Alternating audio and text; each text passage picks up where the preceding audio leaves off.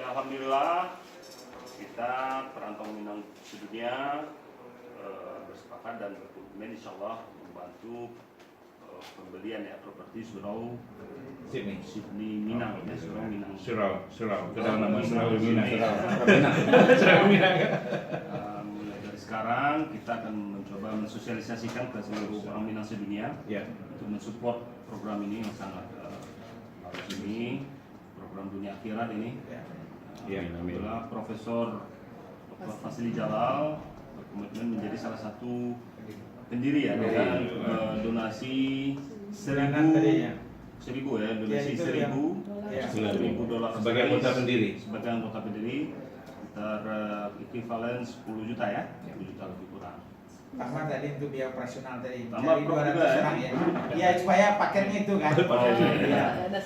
Jadi kemudian kami juga insya Allah dan juga menjadi salah satu anggota pendiri dan Bu bisa Yeni. 1.000. Pak Denny, daun 5 nih. Ya alhamdulillah.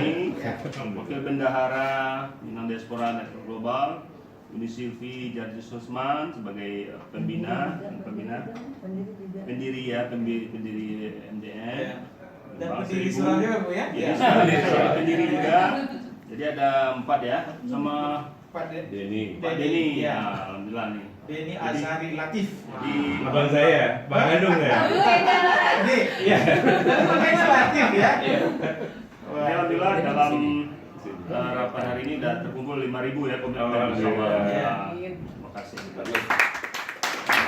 Mudah-mudahan program kita ini bisa diridhoi oleh Allah Subhanahu wa taala dan program ini bisa segera direalisasikan. Dan Pak Nofri jangan ragu-ragu apapun juga kita. Saya minta bantuan. Karena ini baru buat saya. Karena untuk apa namanya engage masyarakatnya mungkin beda caranya. Saya nggak ngerti.